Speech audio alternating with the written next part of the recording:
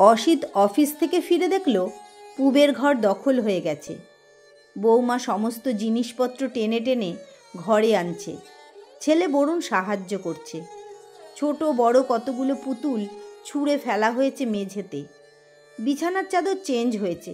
Computer টেবিলটা এক কোণা থেকে অন্য কোণায় স্থানান্তরিত হয়েছে। ব্যাংক থেকে অনেক রাত করে ফিরেছে অসিত। কিছুতেই হিসেব মিলছিল না। প্রায় 15,000 টাকা। না মিললে পকেট থেকে যেত। ফলে মরিয়া হয়ে তাকে চেষ্টা করতে হয়।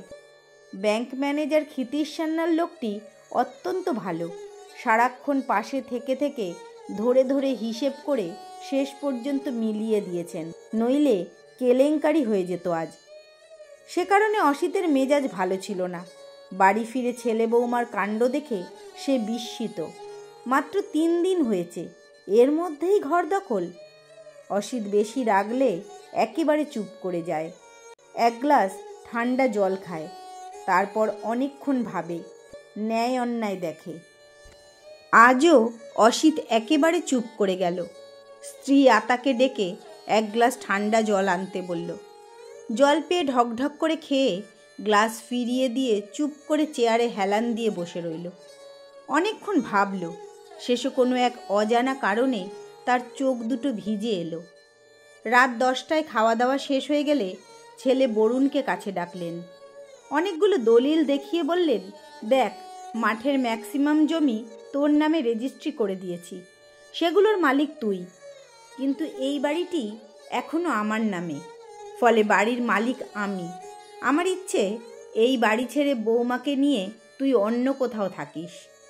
বরুণ কিছুদিন হলো চাকরি পেয়ে বিয়ে করেছে। সে একটু গোয়ার টাইপের। কথাবার্তা বেশ চাঁছাছোলা। চাকরি পাবার পর তার মাত্রা আরও বেড়েছে। সে হঠাৎ উত্তেজিত হয়ে বাবার এই অসংলগ্ন কথায় চিৎকার করে বলল, বাড়ি ছেড়ে দেবো মানে? ইয়ার কি নাকি? তোমার মাথা ঠিক আছে? অসিত মাথা আরও ঠান্ডা করলেন। স্ত্রী আতাকে বললেন, গাধাটাকে আমার সামনে থেকে সরে যেতে বলো। 30 বছর বয়স হয়ে গেছে, এখনো আইন কানুন কিছু বোঝে না। বরুণের স্ত্রী রাত্রি এ সময় এগিয়ে এলো।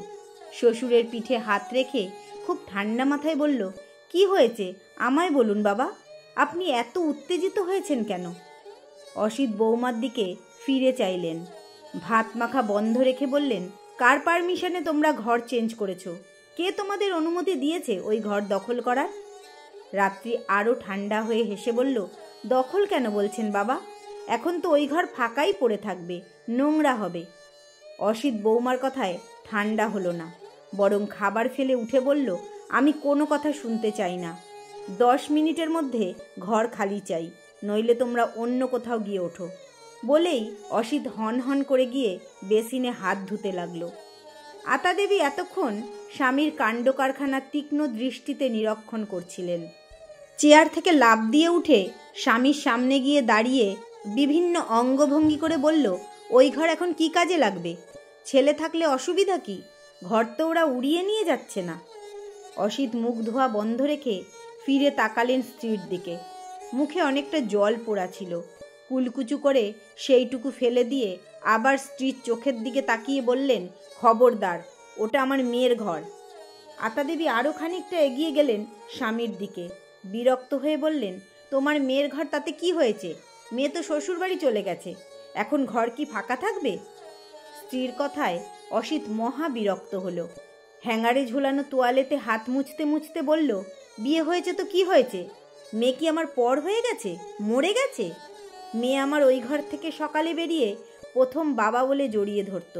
রেগে গেলে অভিমান করে ওই ঘরেই চুপ করে বসে থাকতো। ওই ঘরে গেলে আমি আমার মেয়ের স্পর্শ পাই। মেয়ে আমার শ্বশুর বাড়ি গেছে, কিন্তু ওর স্পর্শ রেখে গেছে ওই ঘরে। ও ঘরে আমি কাউকে থাকতে দেব না। বরুণ এতক্ষণ চুপ করে সব শুনছিল। এবার সে হো হো করে হেসে উঠল। চিবিয়ে চিবিয়ে বলল, বাজে সেন্টিমেন্ট রাখো, ও ঘরেই আমরা থাকব। দেখি তুমি কি করতে পারো। অসিত আশ্চর্য হয়ে ছেলের দিকে ফ্যাল ফ্যাল করে তাকিয়ে রইলেন অনেকক্ষণ। শেষে স্ত্রীর দিকে তাকিয়ে বললেন, ওকে সাবধান করো আতা। আর একটা কথা বললে ওকে যা যা যেখানে দিয়েছিলাম সব ফেরত নেব। ইভেন আমি পুত্রের পরিচয় পর্যন্ত রাখব না। রাত্রি এতক্ষণ চুপ করে সব শুনছিল।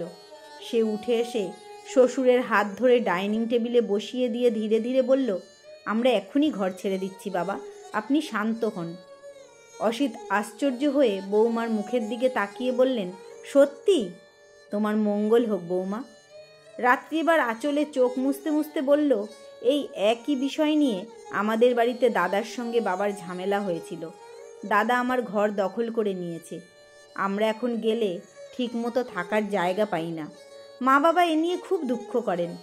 আপনি ঠিক সিদ্ধান্ত নিয়েছেন বাবা, ওটা তৃপ্তির ঘর, যেমন ছিল তেমনই থাকবে। যেদিন ও আসবে সেদিন ওই ঘরেই থাকবে। ওটা ওর ঠিকানা, ওর ভালোবাসার জায়গা, যেটা আমি হারিয়ে ফেলেছি বাবা। বলেই আর একবার চোখ মুছতে মুছতে দ্রুত নিচে নেমে গেল। অসিত অনেকক্ষণ চুপ করে বসে রইল। শেষে ধীরে ধীরে উঠে দুহাত বাড়িয়ে মেয়ের ঘরের দিকে যেতে যেতে বলল, ওটা ঘর নয় আতা, ওটা আমার পৃথিবী। ওখানে গেলে আমি আমার মেয়ের স্পর্শ সুখ পাই, আমার মেয়ের হাসি কান্না শুনতে পাই। ওটা ঘর নয় আতা, ওটা আমার স্বর্গ, ওটা আমার স্বর্গ।